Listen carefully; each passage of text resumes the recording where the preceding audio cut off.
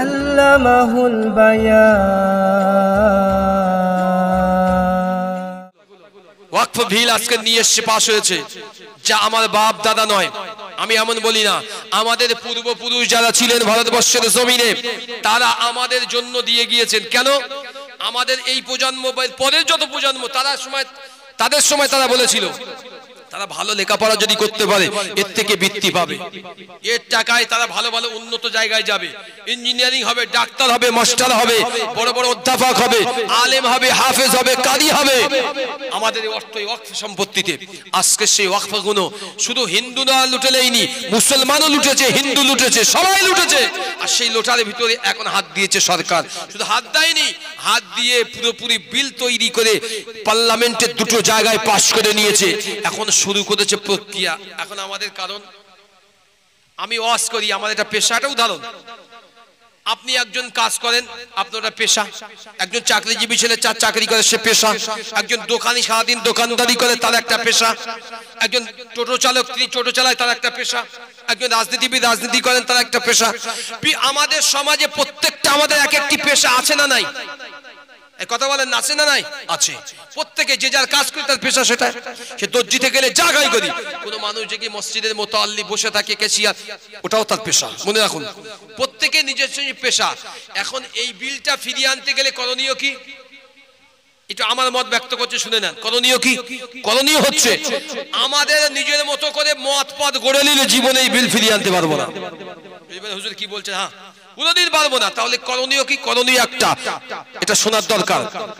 আজ থেকে 1443 বছর আগে মদিনার নবাবী শরীফ থেকে যে ব্যক্তিটা ইসলামকে আগে নিয়ে যাওয়ার জন্য, ইসলামকে মানুষের কাছে পৌঁছানোর জন্য, সত্য ওয়াজাহাকাল বাতিল ইন্নাল বাতিলা কানা যাহুকা, হক সত্য মিথ্যার পার্থক্যের জন্য নবীর উপর ওহী অবতীর্ণ হলো।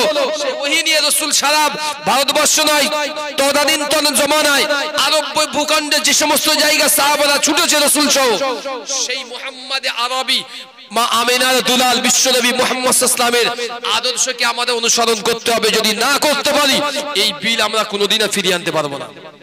কি করে আদর্শ? আল্লাহ নবীর সাহাবীরা ঘর থেকে বার হতেন জিহাদের জন্য 1 মাস, 2 মাস, 3 মাস, 4 মাস, 6 মাস পর্যন্ত। ঠিক না ভুল বলছি? ঠিক বলছি না?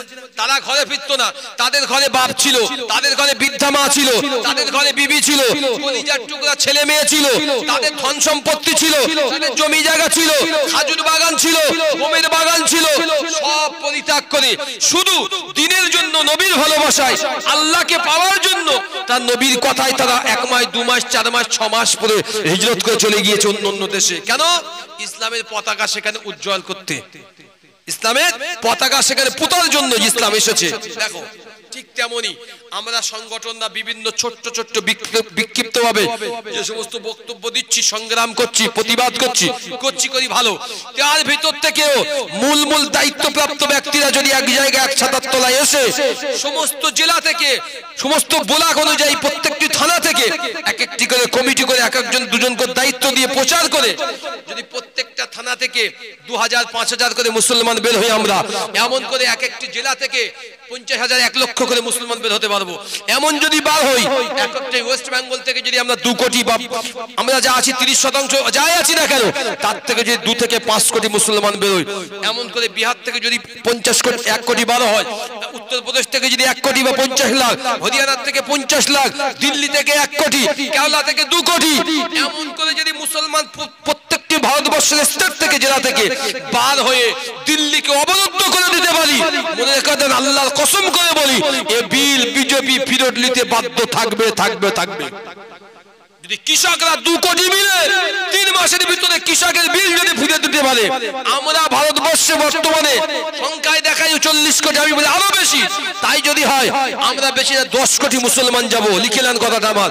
বিল ফিরত নিতে বাধ্য, ওদের বাবার সম্পত্তি নয়, সম্পত্তি আমার পূর্বপুরুষের। তোরা কে?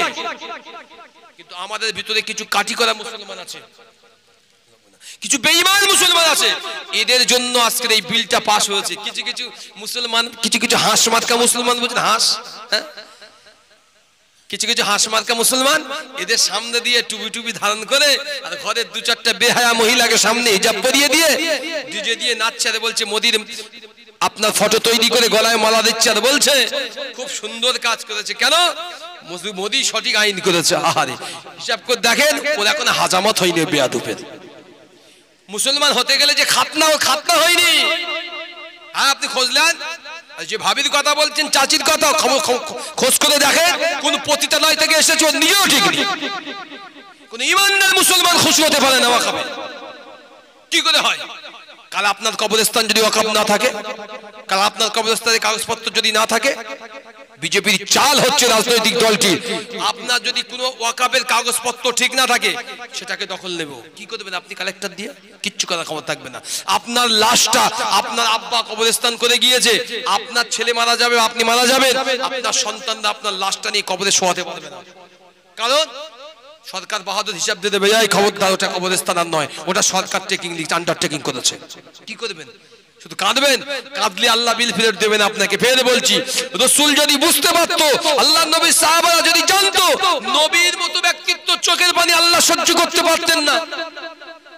নবীর মতন ব্যক্তিত্ব তো আল্লাহ যদি জানতো, আল্লাহ যদি বুঝতে পারতো সাহাবীরা যে আল্লাহ নবীর চোখের পানি সহ্য করতে পারতেন না, তো নবী যা কান্না কেঁদেছে, আচ্ছা আল্লাহ কি ইচ্ছা করলে দিতে পারতেন না তাবুক পর্যন্ত বিজয়? দিতে পারতেন না? পারতেন, কিন্তু আল্লাহ তো দেননি। আল্লাহ দেননি, আল্লাহ বুঝিয়ে দিয়েছেন হাবিব শুধু মানুষের কাছে গিয়ে বললে মানুষ মানবে না, প্রয়োজন হলে তরবারি সামনে নিয়ে এসো, হক আর বাতিলের পার্থক্য করো।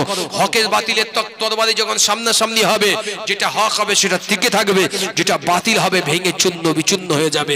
হাবিব চিন্তা করবেন না, আপনার সঙ্গে আপনার যে সাথীরা রয়েছে, মুহাম্মাদুর রাসূলুল্লাহ আল্লাযীনা মাআহু আশিদ্দাউ আলাল কুফফার, যারা আছে আপনাদের সঙ্গে তারা কত সদয়, কুফফারদের বিরুদ্ধে একজোট হন। আপনারা আপনাদের বিরুদ্ধে কখনো কুফফাররা মাথা তুলে দাঁড়াতে পারবে না। একবার জোরে বলেন সুবহানাল্লাহ।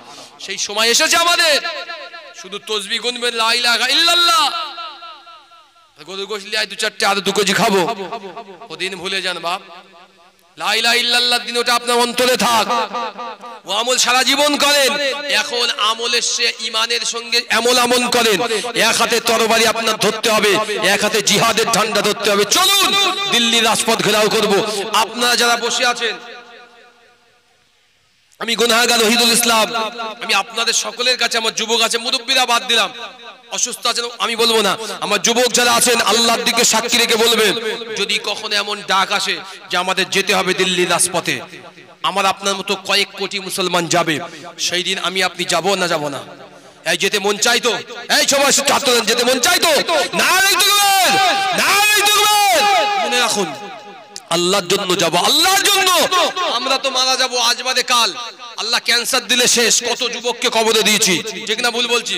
কত মেয়েকে, নিজের মেয়েকে কবরে দিয়েছি, কত বাপকে বয়সের আগে কবরে দিয়েছি, কত বাপ নিজের কলিজার টুকরাকে কাঁধে নিয়ে কবরে দিয়েছে। সামান্য কত কি দিয়েছি, আর সামান্য একটা বিলের জন্য যেতে পারবো না? অবশ্যই যাব। আমাদের হকটাকে আমরা ছাড়িয়ে নিয়ে আসবো।